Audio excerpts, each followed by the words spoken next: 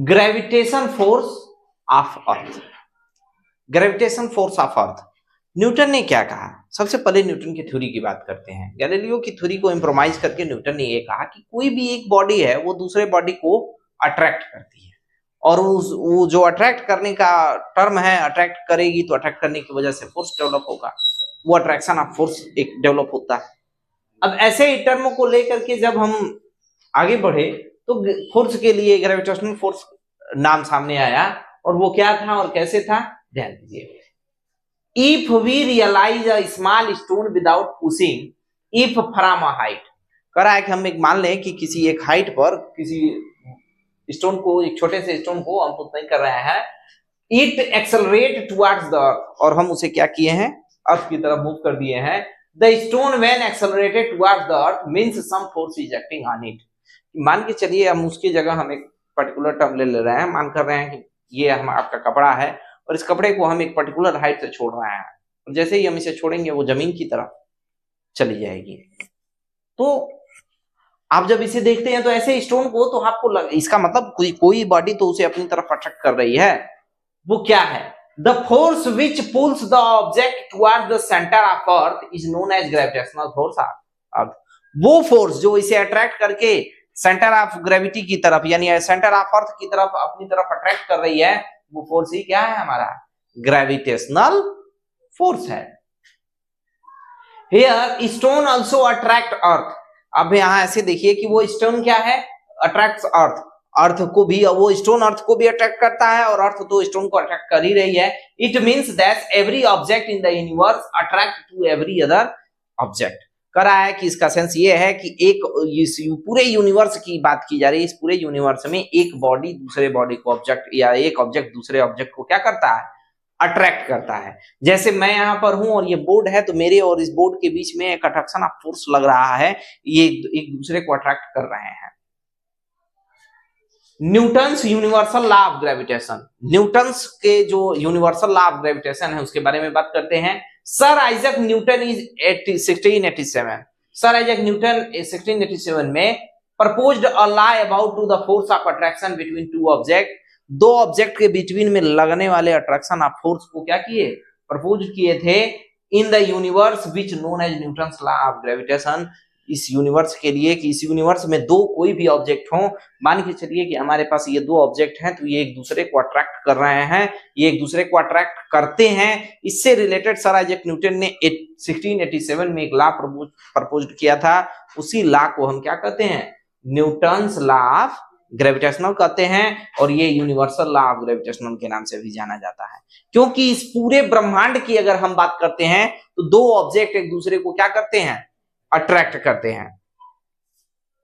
According to this law, हम इस law के अकॉर्डिंग बात कर रहे हैं कि हमारे पास दो ऑब्जेक्ट हैं, एक ऑब्जेक्ट m1 मास का है और दूसरा ऑब्जेक्ट आपका m2 मास का है, और उनके बीच की जो डिस्टेंस है वो स्मॉल d है।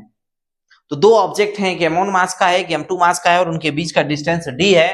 तो according to the universal law of gravitation, क्या है universal law of gravitation? State करता है कि every mass in the universe attract to the every other mass of with a force is directly proportional to the product of two masses and inversely proportional to the square of the distance between them।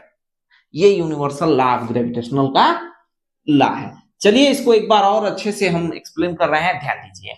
मान लीजिए आप दो object हैं, आपके पास दो object हैं, एक object का वेट कितना है? m1 है। एक ऑब्जेक्ट का नाम दे दिया A और दूसरे ऑब्जेक्ट का नाम दे दिया B, और दूसरे ऑब्जेक्ट का वेट m2 है। दो ऑब्जेक्ट है। चलिए इसी मार्कर की बात कर लेते हैं, इस मार्कर की बात कर लेते हैं, या हम इस स्टिक और इस मार्कर की बात कर लेते हैं कि हमारे पास दो ऑब्जेक्ट हैं, एक ऑब्जेक्ट मार्कर है और एक ऑब्जेक्ट ये स्टिक है। तो इसका वेट कुछ और होगा क्योंकि ये वजनदार है और ये थोड़ा सा लेस वेट का है, तो इसका वेट कुछ और है, मास कुछ और है, उसका मास कुछ और है। तो ये दोनों एक दूसरे को अट्रैक्ट कर रहे हैं। तो यूनिवर्सल लॉ ऑफ ग्रेविटेशन क्या कहता है कि भाई दोनों के मास हैं, ठीक है, दोनों के बीच में एक पर्टिकुलर डिस्टेंस होगी, तो उस पर्टिकुलर डिस्टेंस को, डिस्टेंस कितने डिस्टेंस का है?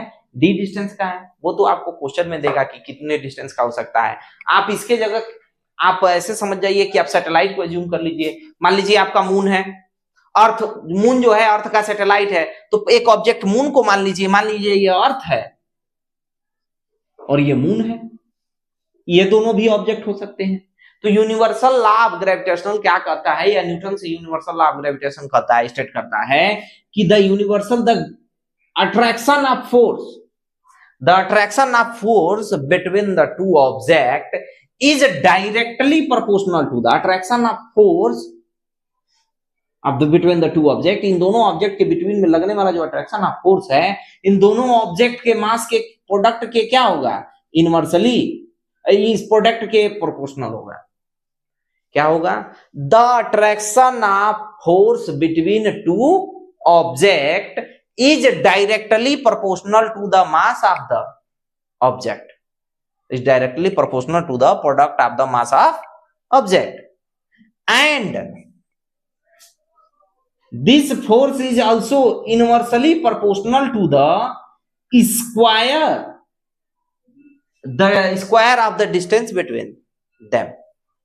इनवर्सली प्रोपोर्शनल है, 1/, की वजह से ये इनवर्सली प्रोपोर्शनल है, तो इसके एंटी प्रोपोर्शनल होता है, इनवर्सली प्रोपोर्शनल होता है। हमारे पास दो इक्वेशन मिल गए, equation first and equation second. दोनों इक्वेशन को जब आप कंबाइन करेंगे तो ये फॉर्म होगा m1 m2 upon d square. आप जानते हैं कि जब भी प्रोपोर्शनल का सिंबल हटता है तो कोई कांस्टेंट लगता है, और उसी कांस्टेंट की जगह हमने कैपिटल G रख दिया। यह जो है कैपिटल G रखा, और ये m1 m2 upon d square. यही जो आपका कैपिटल G है, capital G is a constant, and that is constant हो गया, ये प्रोपोर्शनल कांस्टेंट भी इनसे कर सकते हैं, and is known as the gravitational constant. Capital G को हम कांस्टेंट कहेंगे, और ये इसे ही यूनिवर्सल ग्रेविटेशनल कांस्टेंट कहा जाता है। इसकी वैल्यू जो होती है 6.7 × 10⁻⁻11 होता है, न्यूटन मीटर स्क्वायर पर केजी स्क्वायर। ये आपका टर्म है, और यहां से कैपिटल G की वैल्यू आप चाहे तो निकाल सकते हैं। तो कैपिटल G को आपको यूनिवर्सल ग्रेविटेशनल कांस्टेंट कहा जाता है। Relation between Newton's third law of motion and gravitation. Newton के थर्ड लॉ ऑफ मोशन और न्यूटन के लॉ ऑफ ग्रेविटेशन, इन दोनों के बीच में रिलेशन क्या है? According to the third law of motion आप क्या जानते हैं? Every object exert equal and opposite force on other object one in opposite direction. कोई भी ऑब्जेक्ट दूसरे ऑब्जेक्ट पर जो फोर्स एक्सर्ट करता है, तो वो दूसरा ऑब्जेक्ट भी उस पर एक फोर्स एक्सर्ट करता है, बस डायरेक्शन दोनों का क्या होता है? अपोजिट होता है। इसके विषय में हम लोगों ने force and law of motion के विषय में बात की थी उस समय। According to the Newton's law of gravitation, every mass in the universe attracts to every other mass. कह रहा है कि अगर हम अट्रैक्शन की बात करें, न्यूटन्स के लॉ ऑफ ग्रेविटेशन की बात करें, तो हम दो बॉडी की अगर हम बात करते हैं, तो दो बॉडी अगर जिनके अंदर मास है, तो वो एक दूसरे को क्या करते हैं? अट्रैक्ट करते हैं। जैसे ये दोनों मार्कर की एग्जांपल हम ले लें, तो ये न्यूटन्स लॉ ऑफ ग्रेविटेशन है। आगे इसके लिए हम क्या कर रहे हैं कि आप समझ लिए कि in case of free falling stone earth, करा किसी अर्थ पर एंड अर्थ, एक अर्थ पर अगर हम किसी फ्री फॉलिंग स्टोन को लें, एक स्टोन को फ्री फॉल छोड़ दें, यानी छोड़ दें, तो stone is attracted towards the earth, means earth attract the stone according to the Newton third law of motion.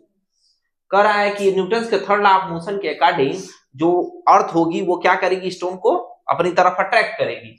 The stone should also attract the earth, लेकिन स्टोन भी अर्थ को अट्रैक्ट करेगी, and really it true that stone also attract the earth with the same force.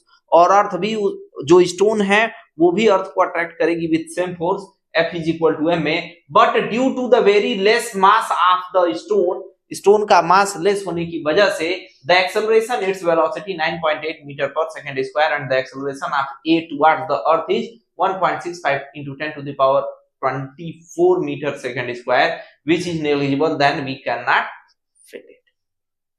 बात को समझिए, इसको हम आपको शॉर्ट लैंग्वेज में समझा रहे हैं। जैसे हमने क्या किया, कि स्टोन को फ्री फॉल कराया, वो अर्थ पर क्या हो रहा है? फॉल डाउन हो रहा है। तो हमने कहा कि अर्थ क्या कर रही है? स्टोन को अपनी तरफ अट्रैक्ट कर रही है। तो तो according to the law of motion की अगर हम बात करते हैं, अकॉर्डिंग टू द न्यूटन्स के थर्ड लॉ ऑफ मोशन की बात करते हैं, तो ग्रेविटेशन की, तो न्यूटन्स लॉ ऑफ ग्रेविटेशन की बात करते हैं, तो वो दूसरी बॉडी भी उसे क्या करती है, अपनी तरफ अट्रैक्ट करेगी। यानी स्टोन भी किसको अट्रैक्ट करेगा, अर्थ को।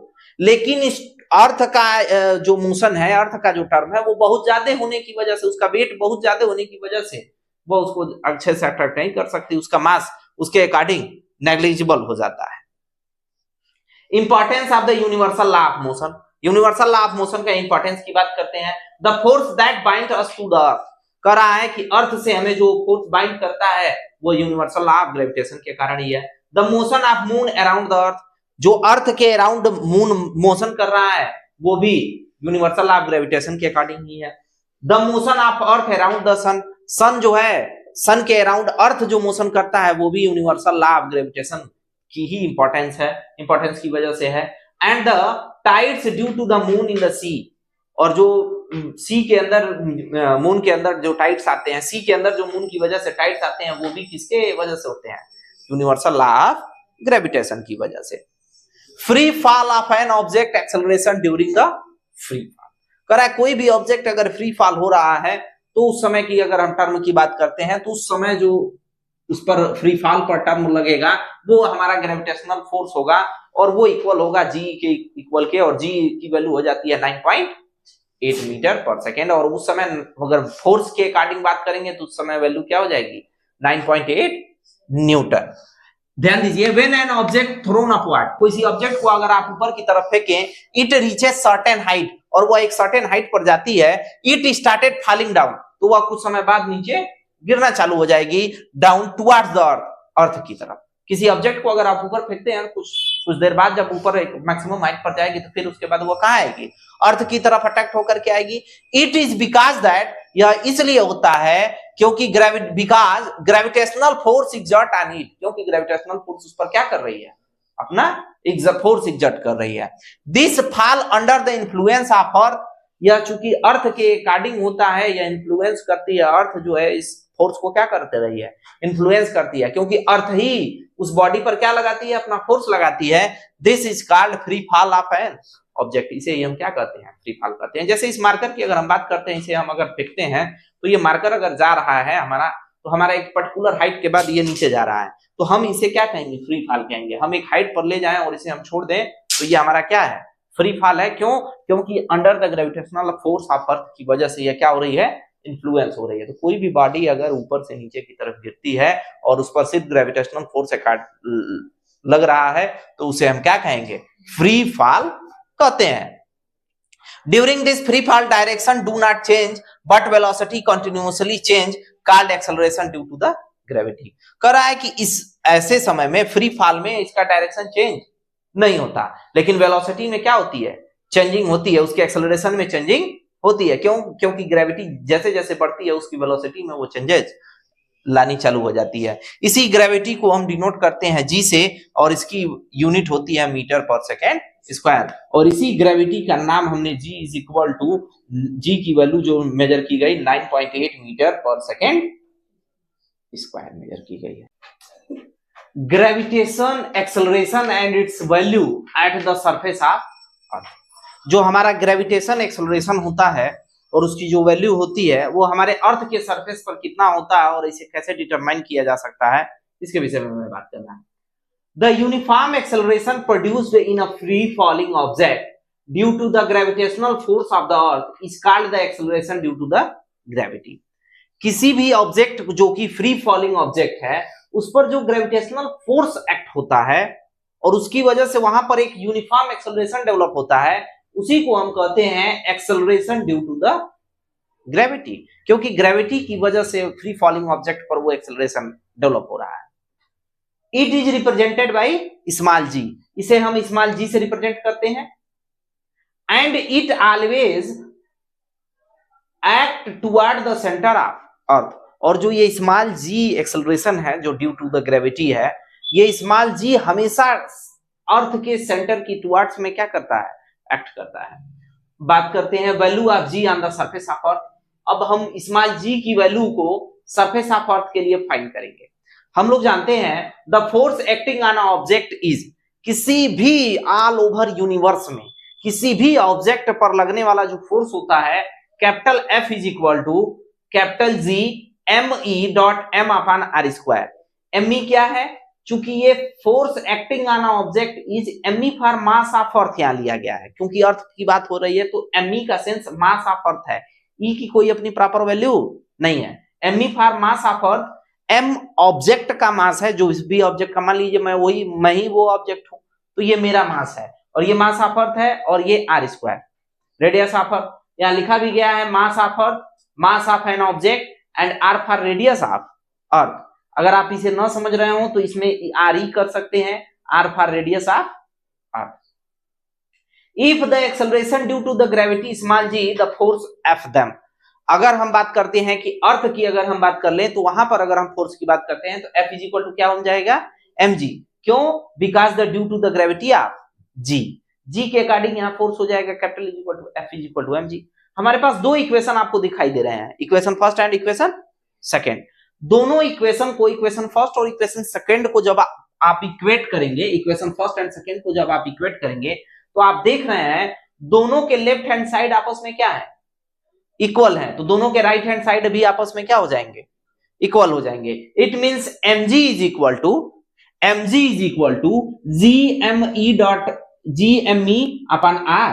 gme.r²। दोनों साइड आपको एक टर्म कॉमन दिखाई दे रहा है, क्या है? मास ऑफ ऑब्जेक्ट दोनों साइड क्या है? सेम है। तो स्मॉल m से स्मॉल m क्या हो जाएंगे? कैंसिल हो जाएगा। तो small g is equal to आपकी वैल्यू आ जाएगी, small g is equal to capital G dot me² और upon r²।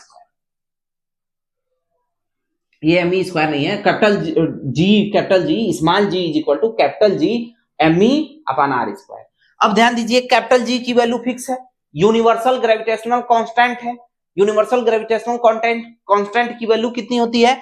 6.673 into 10 to the power -11 newton metre square kilogram square per kilogram square.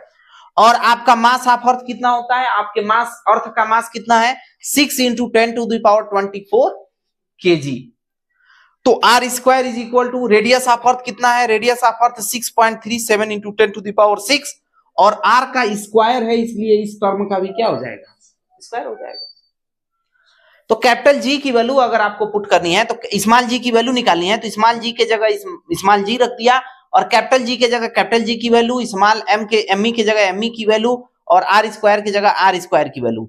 जब हम इसे पुट करेंगे और सॉल्व करेंगे तो आपका ये कैलकुलेशन मैं आपके ऊपर छोड़ता हूं, बाय कैलकुलेटर या बाय हैंड, जैसे भी आप चाहें वैसे कैलकुलेट कर सकते हैं। जब आप इसे कैलकुलेट करेंगे तो आपकी जो वैल्यू आएगी वो वैल्यू होगी 9.8 मीटर पर सेकेंड स्क्वायर। और इसे ही हम क्या कहते हैं?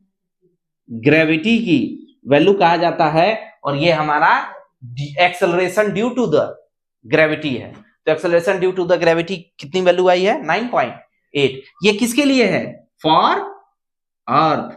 अर्थ के लिए ये सिर्फ वैल्यू है, याद रखिएगा। अगर आपको मून का वैल्यू निकालना होगा, मून पर आपको ग्रेविटी की वैल्यू पता करनी है, तो आप यहां मास ऑफ मून रखेंगे और रेडियस ऑफ मून रखेंगे, तो आपको मून पर ग्रेविटी पता चल जाएगी। आपको किसी भी प्लेनेट के बारे में या सैटेलाइट के बारे में अगर आपको बात करना है तो आप वहां पर यह टर्म पुट कर सकते हैं। अब बात करते हैं difference between capital G and small g। Capital G और स्मॉल g के बिटवीन में आपको डिफरेंस बताना है। कैपिटल G और स्मॉल g के बिटवीन में क्या क्या डिफरेंस है, तो चलिए उनके डिफरेंस को देखते हैं। It value is, capital G की value 6.6734 into 10 to the power -11 newton metre square per kilogram square होता है। जबकि स्मॉल g की वैल्यू क्या होती है? स्मॉल g की वैल्यू 9.8 होती है। सबसे पहले तो ये दोनों में आप कैपिटल G की वैल्यू यहां देख रहे हैं 6.673 इंटू 10 टू द पावर -11 और आपका स्मॉल g की वैल्यू 9.8 होता है, पहला डिफरेंस। दूसरा, it's value remains constant always and everywhere. Capital G जो है यूनिवर्सल ग्रेविटेशनल कांस्टेंट है और इसकी वैल्यू ऑल ओवर यूनिवर्स में, पूरे ब्रह्मांड की अगर हम बात करते हैं तो कहीं भी इसकी वैल्यू चेंज नहीं होती। आप मून पर रहेंगे तो भी आपका कैपिटल G की वैल्यू यही रहेगी, आप अगर नेपच्यून पे रहेंगे तो भी, वीनस पे रहेंगे तो भी, मार्स पर रहेंगे तो भी और आप अर्थ पे रहेंगे तो भी कैपिटल जी की वैल्यू आपकी यही रहेगी, बट स्मॉल जी की वैल्यू चेंज होती है।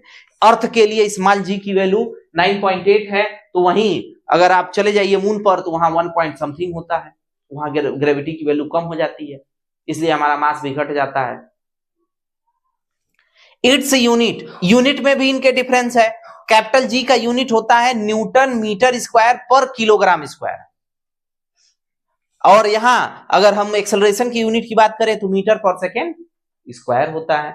और आखिरी it is a scalar quantity, capital G की वैल्यू जो होती है स्केलर होती है, बट स्मॉल जी एक वेक्टर क्वांटिटी है। क्यों? अगर आपसे पूछता है कि क्यों आप कह रहे हैं कि कैपिटल जी की वैल्यू स्केलर है, क्योंकि ऑल ओवर यूनिवर्स में वो स्प्रेड है, सभी जगह उसकी वैल्यू सेम है। बट स्मॉल जी की वैल्यू वेक्टर क्वांटिटी है, क्योंकि यह टुवर्ड्स द सेंटर ऑफ अर्थ होती है, यानी अर्थ के सेंटर की तरफ होती है, और हमें अर्थ के सेंटर का डायरेक्शन पता है कि वह ऊपर से नीचे की तरफ है, इसलिए यह एक वेक्टर क्वांटिटी है। ध्यान देते हैं, equation of motion when an object is falling freely towards earth and thrown vertically upwards. कोई भी ऑब्जेक्ट जो है, या तो हम उसे फ्रीली फॉलिंग कराते हैं और नहीं तो वर्टिकली अपवर्ड टुवर्ड्स द अर्थ करते हैं, यानी हम या तो किसी भी ऑब्जेक्ट को फ्री फॉल कराते हैं और नहीं तो कोई भी ऑब्जेक्ट अर्थ से अपवर्ड की तरफ जाता है। तो उसके लिए 3 केस बनते हैं, और तीनों केस के लिए हमें फार्मूला पढ़ना है। अब ध्यान दीजिए, जब भी जिस भी टर्म के लिए अगर आपको बात करनी है, जैसे देखिए when an object is falling towards the earth with initial velocity u, कोई भी ऑब्जेक्ट है और वो फ्री फॉलिंग हो रहा है इनिशियल वेलोसिटी से, किसके थ्रू? इनिशियल वेलोसिटी u के थ्रू।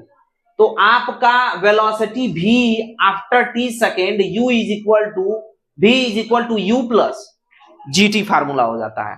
इस बात को आप केयर करेंगे। आप फर्स्ट इक्वेशन ऑफ मोशन की अगर हम बात करते हैं, तो फर्स्ट इक्वेशन ऑफ मोशन कोई भी इनिशियल वेलोसिटी से अगर कोई ऑब्जेक्ट फ्री फॉल हो रहा है तो उस समय इसका formula v is equal to u plus gt होगा।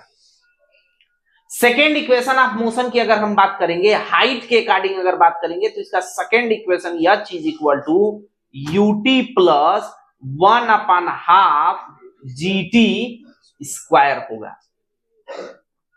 और थर्ड रिलेशन u और v के लिए अगर आप बात करेंगे, तो थर्ड इक्वेशन ऑफ मोशन के लिए अगर हम बात करेंगे तो v square is equal to u square plus 2gh। आप इन्हीं 3 टर्मों को अगर आप ध्यान में रखेंगे तो आप सारे क्वेश्चंस कर जाएंगे। आप जितने भी क्वेश्चंस हैं, आप 3 इक्वेशन ऑफ मोशन को रखिए, फ्री फॉल के लिए आप सारे क्वेश्चन को अचीव कर जाएंगे। केस सेकंड के लिए आपको याद रखने की जरूरत नहीं है। यहां केस सेकंड क्यों कहा है? क्योंकि जब आपकी वेलोसिटी u क्या हो जाए? 0 हो जाए। जब u 0 हो जाएगी तो v इज इक्वल टू क्या हो जाएगा? gt, क्योंकि u आपका 0 हो गया तो v is equal to gt। u 0 हो गया तो ut गायब हो जाएगा, h is equal to 1/2 gt square, और v square is equal to u square plus 2gh में u 0 हो गया तो कितना हो जाएगा? h is equal to 1/2 gt square, और ये हो जाएगा v square is equal to 2gh। क्यों? क्योंकि u स्क्वायर आपका क्या हो गया? कैंसिल हो गया। ये था कोई भी ऑब्जेक्ट जब अप से डाउन की तरफ फ्री फॉल हो रहा है तब। यहां पर g को क्या आप करते हैं? प्लस में लेते हैं। लेकिन अगर अपवार्ड की तरफ अगर किसी ऑब्जेक्ट को आप थ्रो कर रहे हैं, नीचे से ऊपर की तरफ किसी को अगर थ्रो कर रहे हैं, तो ग्रेविटी किस में चली जाती है? माइनस में चली जाती है, और निगेटिव ग्रेविटी की वैल्यू लेते हैं। तब आपके इक्वेशन ऑफ मोशंस क्या हो जाएंगे? फर्स्ट इक्वेशन ऑफ मोशन जो हो जाता है आपका v is equal to u minus gt हो जाता है। जो आपका u प्लस gt हुआ है, आप यहां ध्यान देंगे, u प्लस gt हुआ है वो माइनस gt हो जाता है, और h is equal to ut plus 1/2 gt square जो है वो आपका हो जाएगा ut माइनस 1/2 gt स्क्वायर। क्यों? क्योंकि कोई भी ऑब्जेक्ट आप वर्टिकली अपवर्ड की तरफ भेज रहे हैं। और आखिरी रिलेशन जो होती है वो होता है v square is equal to u square, और आपने जो प्लस 2gh लिया है वो अपवर्ड के लिए माइनस 2gh हो जाता है। तो आपको 3 अपवर्ड फ्री फॉल के लिए आपको ये 3 रिलेशन याद रखने हैं, और अपवार्ड वर्टिकली अपवार्ड डायरेक्शन के लिए आपको, यानी ऊपर से नीचे के लिए आपको ये तीनों रिलेशन को याद रखना है ग्रेविटी के अकॉर्डिंग और इक्वेशन ऑफ मोशन को, और नीचे से यानी अर्थ सरफेस से अपवार्ड के लिए इन तीनों को दिमाग में रखना है। और इनिशियल वेलोसिटी अगर 0 रहती है तो ही इन तीनों को याद रखिए। वैसे आप इसको ही लर्न करेंगे तो आप बाकी को कॉन्सेप्चुअल बना सकते हैं। Mass, the mass of a body is quantity of matter contained in it. Mass की अगर हम बात करते हैं तो किसी भी बॉडी का जो मास होता है वो मैटर की टोटल क्वांटिटी होती है जो कि उसके अंदर है। अगर हम बात करते हैं इस स्टिक की, तो इस स्टिक के अंदर अगर हम इसके मास की बात करेंगे तो इस स्टिक के मैटर, जितना मैटर इसके अंदर है उस सारा मैटर जितना ये कंटेन किए हुए है वो सारा का सारा इसका क्या होगा, मास होगा। Mass is a scalar quantity, mass जो होती है स्केलर क्वांटिटी होती है, यानी इसका मैग्नीट्यूड तो होता है बट डायरेक्शन नहीं होता। Which has only magnitude no direction. Mass of body is constant does not change from place to place. कह रहा है किसी भी बॉडी का जो मास होता है वो प्लेस टू प्लेस चेंज नहीं होता, वो सभी जगह एक जैसा होता है। जैसे अर्थ पर अगर मास आपका 5 न्यूटन 5 केजी का है तो मून पर भी आपका वो 5 केजी का ही रहेगा, उसमें कोई चेंजिंग नहीं आती है।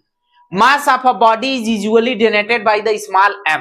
कह रहा है कि जब भी मास आपको दिखाएंगे तो मास को आप स्मॉल m से दिखाएंगे। मास of body can not be zero, और किसी भी ऑब्जेक्ट का मास ऑफ द बॉडी जीरो नहीं हो सकता।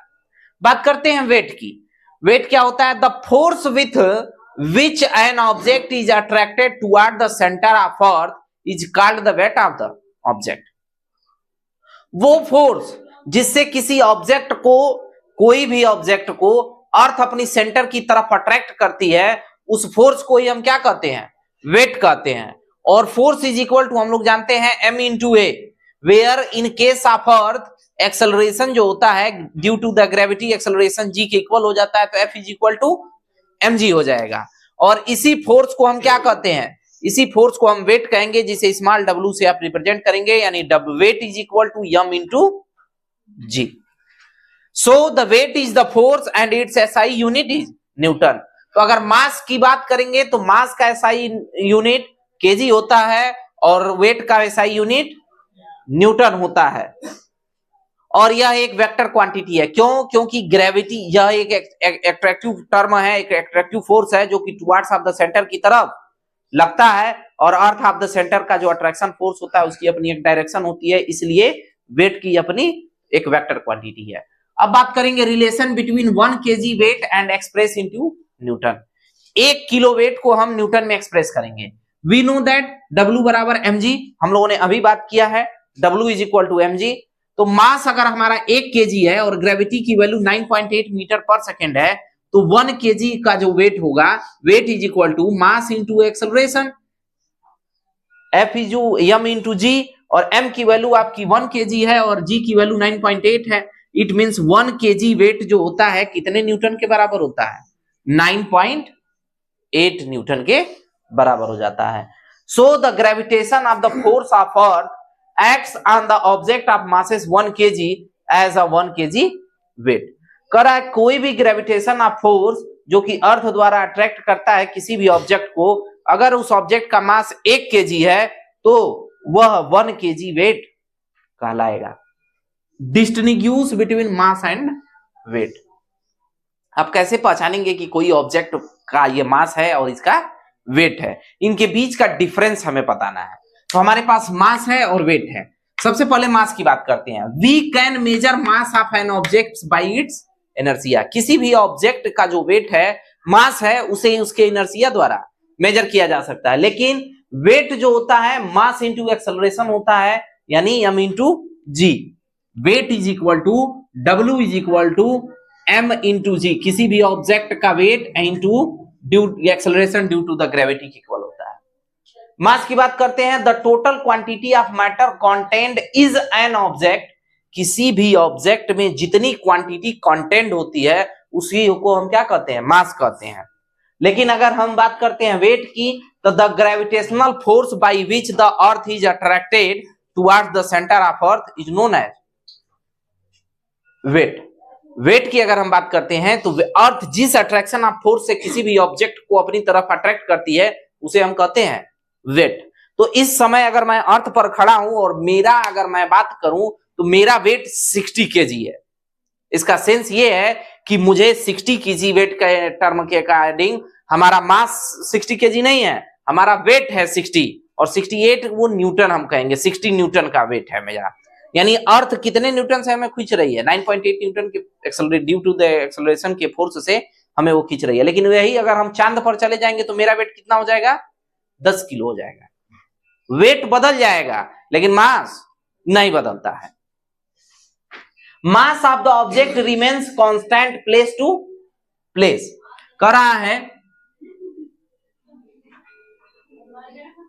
कि किसी भी बॉडी का ऑब्जेक्ट जो मास होता है वो वन प्लेस से अनदर प्लेस पर वो क्या रहता है? कांस्टेंट रहता है, वो बदलता नहीं है। यानी इस समय अगर अर्थ पर मैं 60 केजी का हूं तो मैं मून पर भी 60 केजी का रहूंगा। क्या मेरा मास चेंज नहीं होगा। वीनस पर भी वही होगा और नेपच्यून पर भी वही होगा, मार्स पर भी वही होगा, लेकिन वेट चेंज हो जाएगा। क्यों? क्योंकि ग्रेविटी अलग अलग, हम अगर बात करते हैं ग्रहों की, प्लैनेट्स की बात करते हैं तो उनका अलग अलग होने की वजह से हमारा वेट भी बदल जाएगा। Measurement of mass is done by using a pan और बीम बैलेंस। कह रहा है कि मास को हम बीम बैलेंस या किसी पेन में रख करके मेजर करते हैं, जबकि वेट को मेजर करने के लिए हमें स्प्रिंग बैलेंस की जरूरत पड़ती है। हमें किलो तरजुई जो टर्म होते हैं बैलेंसिंग टर्म वाले की चीज की जरूरत पड़ती है।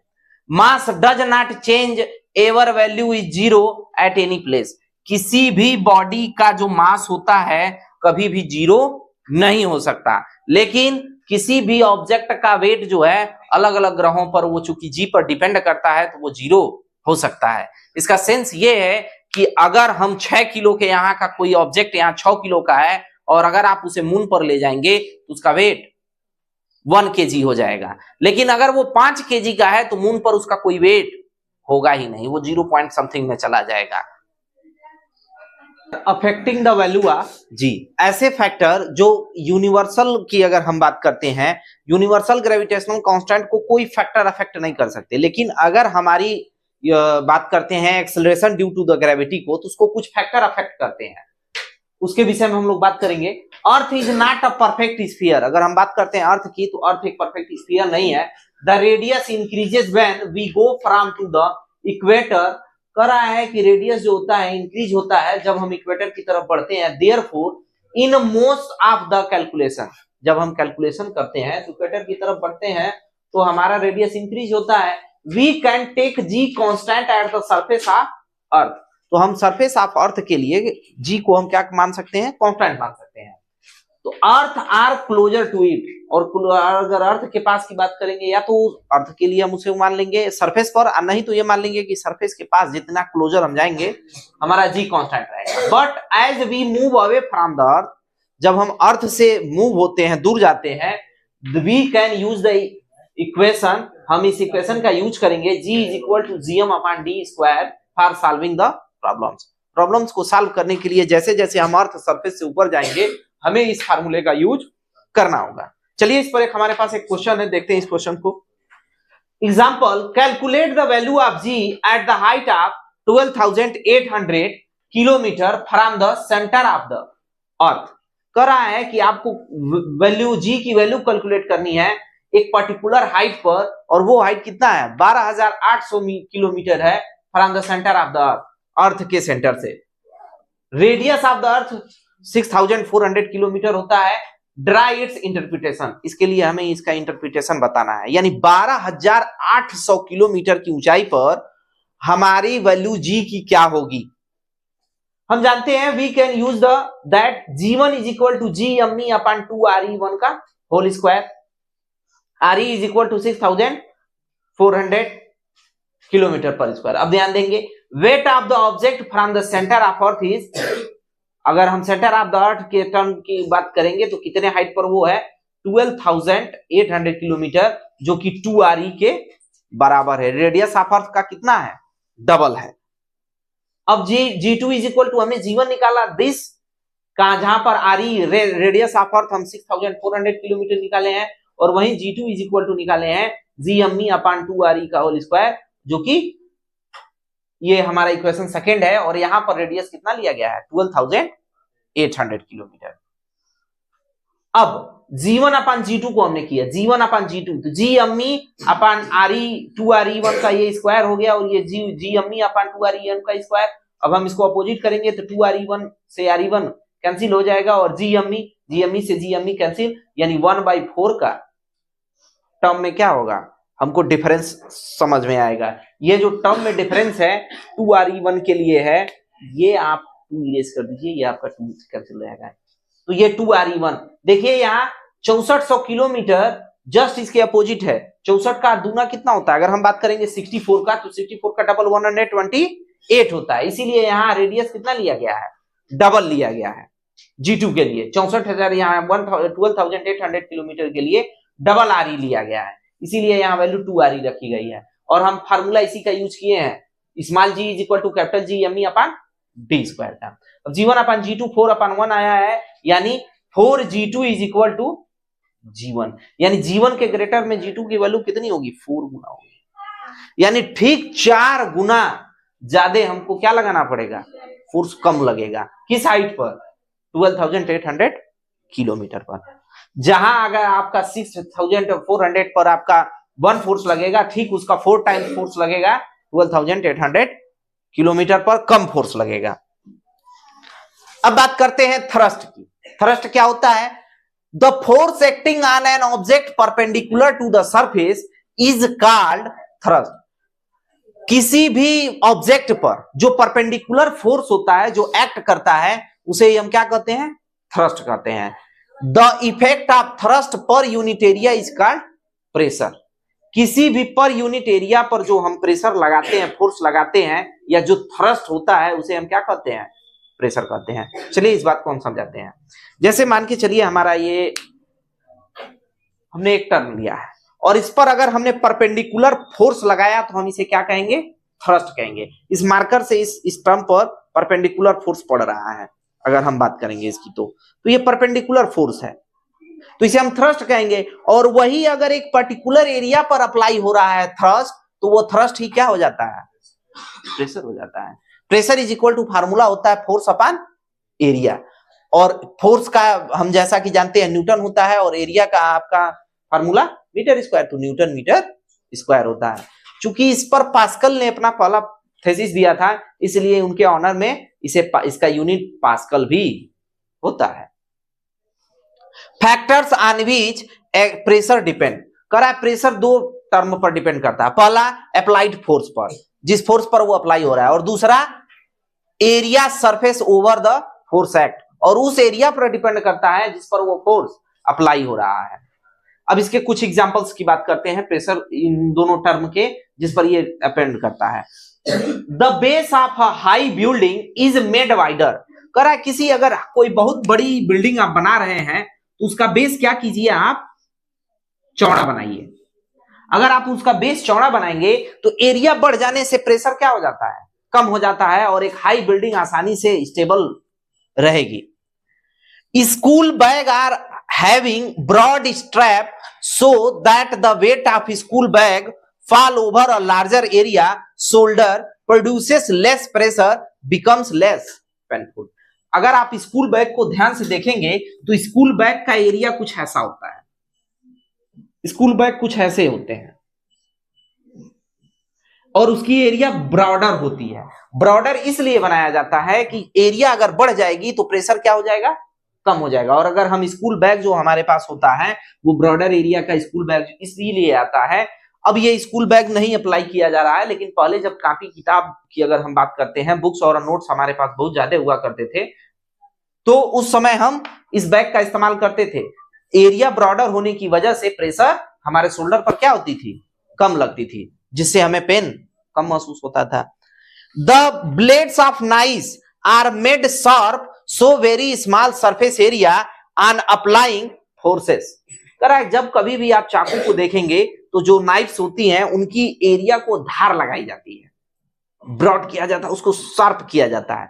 क्यों शार्प किया जाता है, उसकी एरिया क्या हो जाए, कम हो जाए। जब एरिया आपकी कम हो जाएगी तो प्रेशर क्या हो जाएगा, ज्यादा लगेगा। बिकॉज क्यों ज्यादा लगेगा? इसका रीजन ये है कि प्रेशर जो होता है एरिया का एंटी प्रोपोर्शनल होता है। एरिया कम होगी तो प्रेशर ज्यादा होगा, एरिया ज्यादा होगी तो प्रेशर कम होगा। All liquid and gases are fluid and exert a pressure in all direction। जितने भी हमारे लिक्विड और गैसेस होते हैं वो सारे के सारे फ्लूइड होते हैं और वो इक्वल प्रेशर सभी डायरेक्शन में लगाते हैं। किस पर? हमारे ऑब्जेक्ट पर। इसका एक छोटा सा और एग्जांपल आप प्रेशर और थ्रस्ट को लेकर के देख सकते हैं कि जो हमारी बसें होती हैं या जो भी हमारे लोडर वाहन होते हैं उनके टायर क्या होते हैं? चौड़े बनाए जाते हैं। टायर बहुत लंबे होते हैं। देखे होंगे कि आप एक टायर की जगह 2 टायर 3 टायर यूज किया जाता है। रीजन क्या है? जिससे एरिया बढ़ जाए। एरिया जब टायर की बढ़ जाएगी तो प्रेशर कम हो जाएगा। इसीलिए जो बसेस होती हैं या ट्रक्स वगैरह होते हैं उनकी एरिया बढ़ाने के लिए टायर चौड़े बनाए जाते हैं। What is the buoyancy? Buoyancy के बारे में बात करते हैं। The upward force experienced by an object when it emerged into a fluid is called a force of buoyancy. जब किसी फ्लड में अगर फ्लूइड की बात करते हैं, किसी लिक्विड की बात कर लें, अगर हम किसी भी ऑब्जेक्ट को इमर्ज्ड करते हैं तो वो एक तरह का फोर्स एक्सपीरियंस करता है अपवर्ड डायरेक्शन में। अगर मान के चलिए ये हमारे पास एक ये पॉट है और इस पॉट में लिक्विड भरा हुआ है, फ्लड भरा हुआ है। इस फ्लूइड में हम कोई बॉल इमर्ज किए तो उस पर अपवर्ड डायरेक्शन में वो एक फोर्स एक्सपीरियंस करेगा। अगर आप किसी नदी या तालाब में किसी ऊंचाई से आपने उसमें डुबकी लगाए होंगे या कूदे होंगे तो आपको लगा होगा कि नीचे से पानी आप पर प्रेशर लगा रहा है, आप पर एक फोर्स लगा रहा है। उसी फोर्स को हम क्या कहते हैं? फोर्स ऑफ बायोंसी कहा जाता है, उत्प्लावन बल कहा जाता है। It acts in upward direction, या अपवर्ड डायरेक्शन में हमेशा लगती है। And it depends upon the density of the fluid, और यह डेंसिटी ऑफ द फ्लूइड पर डिपेंड करती है। तो देखते हैं डेंसिटी ऑफ द फ्लूइड के अकॉर्डिंग क्या बात होती है। Force of gravitational attraction of the earth on the surface of the object. कह रहा है कि force of the attraction of the अर्थ, जो कि उस ऑब्जेक्ट के अर्थ सरफेस पर, जो कि उस ऑब्जेक्ट पर लग रहा है, या तो वो इक्वल हो जाए या लेस देन हो जाए किसके? बायोंट force exerted by the fluid on the surface of the object. जो बायोंट फोर्स लग रहा है या तो उसके इक्वल हो जाए, नहीं तो उससे बायोंट फोर्स ज्यादा हो जाए फ्लूइड का, तो वो ऑब्जेक्ट क्या करेगी? फ्लोट करेगी, यानी तैरेगी। और अगर वो कम हो जाए तो वो ऑब्जेक्ट क्या कर जाएगी? सिंक कर जाएगी। अदर इसका मतलब सेंस है कि वो डूब जाएगी। दिस इज वाई, यह इसलिए होता है कि all pin sinks and boat ships float on the surface of water. यही रीजन है कि जितने भी हमारी पिन्स होती हैं वो डूब जाती हैं, और वहीं बोट और या शिप जो होती हैं वो वाटर सरफेस पर क्या होती हैं? तैरती हैं। बात करते हैं डेंसिटी के बारे में। What is the density? तो the mass per unit volume is called density of an object. किसी भी ऑब्जेक्ट का मास पर यूनिट वॉल्यूम जो होता है वो डेंसिटी कहलाता है। Way if m is the mass and v is the volume of the volume of object, then the density d is equal to mass upon volume. It means d is equal to m upon v. That is the formula of density. और इसकी SI unit होती है, आप अगर मास की बात करेंगे kilogram और वॉल्यूम की बात करेंगे तो मीटर क्यूब, तो किलोग्राम पर मीटर क्यूब ऐसा होता है।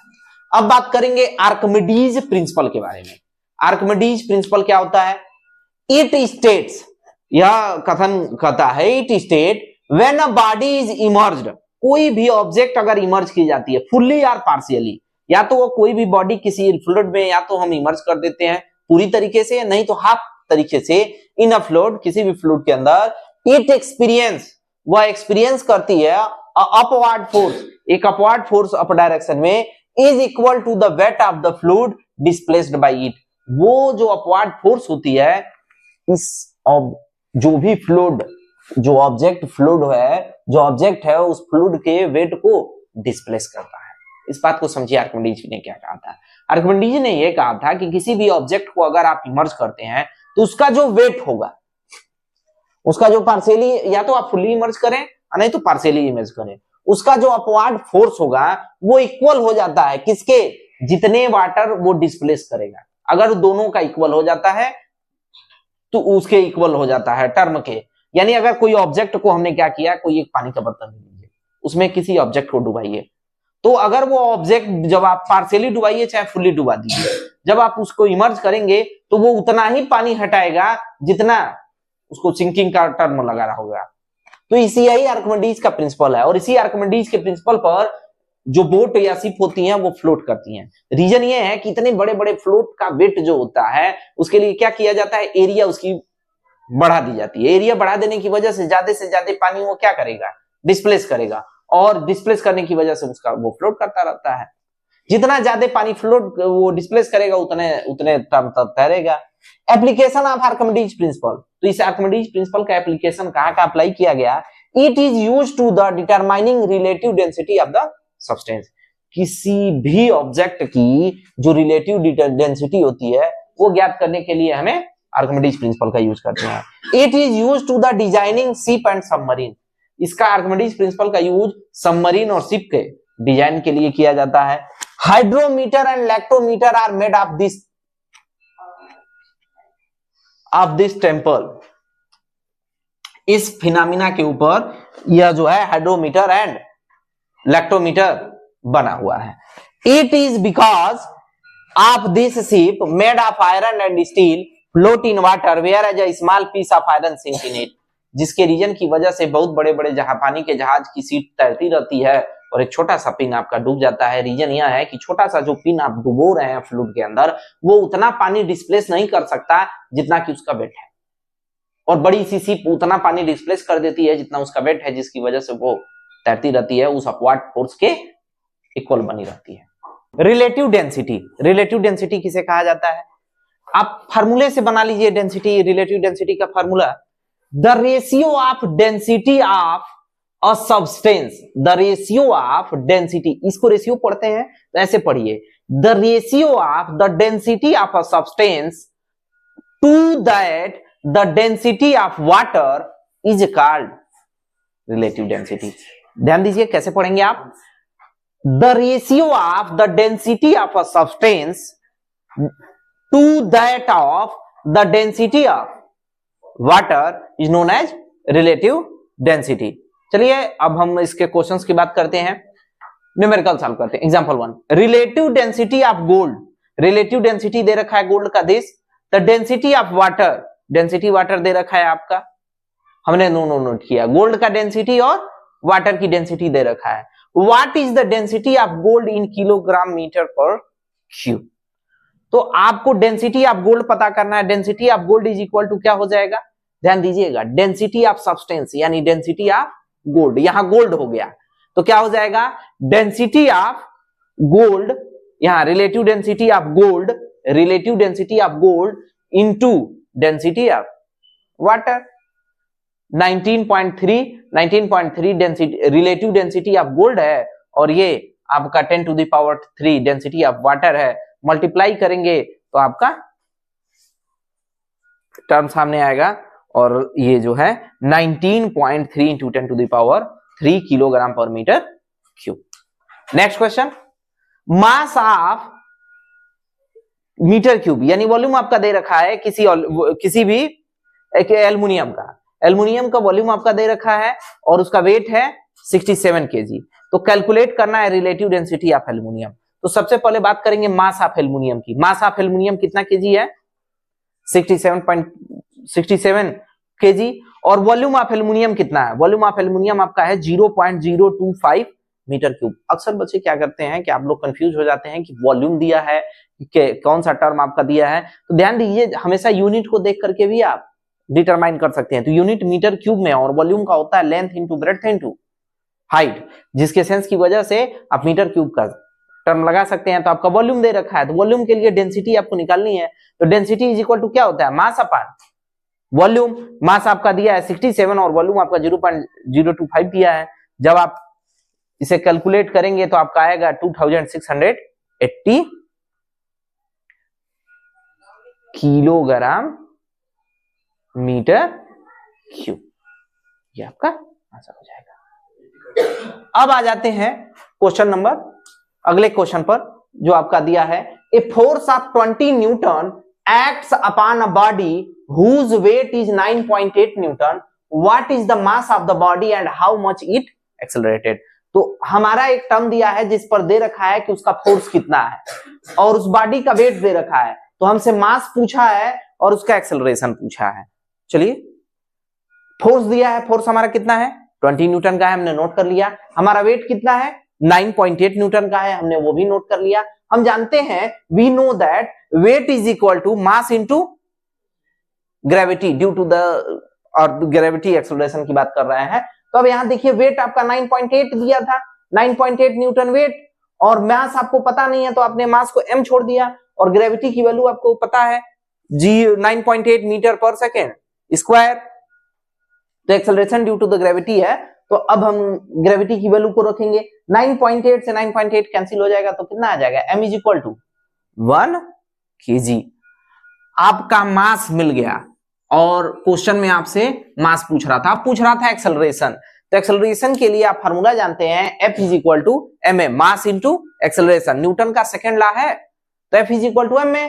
तो m की वैल्यू आपका 1 आपको पता है और a आपको पता नहीं है, और F की वैल्यू आपने 20 न्यूटन पहले से ही क्वेश्चन में दे रखा है, तो 20, तो 120 by 1 a is equal to 20 metre पर सेकेंड स्क्वायर।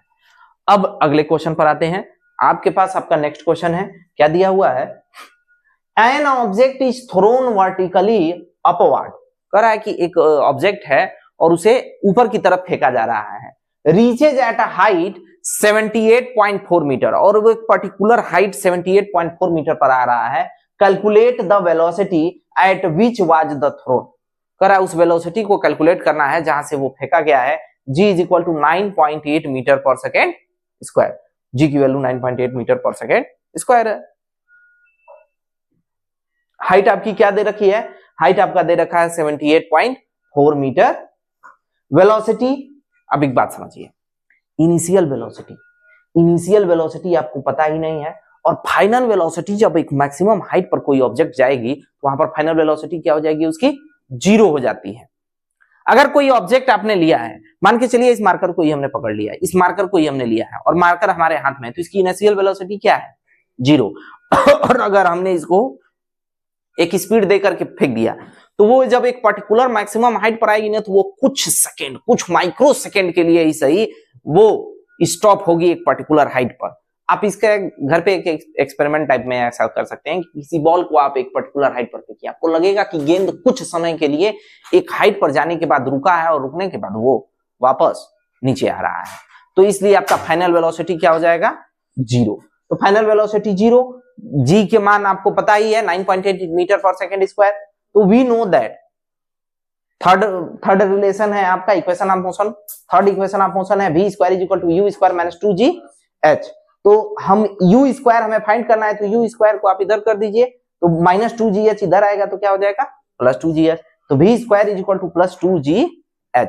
आप v की वैल्यू 0 होगी, 2 के जगह 2 आपने पुट किया, g के जगह 9.8 और h आपने नोट किया था 78.4। जब आप इसे कैलकुलेट करेंगे तो पॉइंट हटाएंगे, सबसे पहले पॉइंट हटाएंगे तो 10 का ऊपर मल्टीप्लाई 10 का नीचे, 10 का ऊपर मल्टीप्लाई 10 का नीचे। क्यों? क्योंकि 1 पॉइंट पर डेसिमल लगा हुआ है, 1 नंबर के डिजिट के बाद डेसिमल लगा हुआ है, इसलिए 10 का मल्टीप्लाई किए हैं। 2 डिजिट पर होता तो 100 का मल्टीप्लाई कर देते।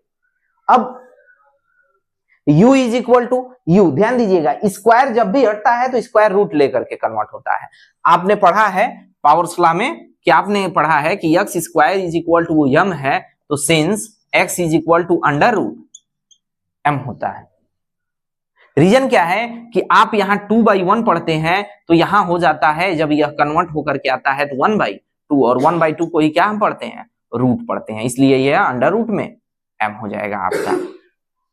अब आगे बढ़ते हैं, u को आप कैलकुलेट करेंगे तो जब आप इसको अंडर रूट से बाहर निकालेंगे तो यह आ जाएगा 2 × 7/10 और अंडर रूट में 784। अब 784 को कैलकुलेट करेंगे, सारी वैल्यू को कैलकुलेट करने के बाद आपका इनिशियल वेलोसिटी 39.2 मीटर पर सेकेंड स्क्वायर आएगा। कैलकुलेशन हम आपकी जी में छोड़ते हैं।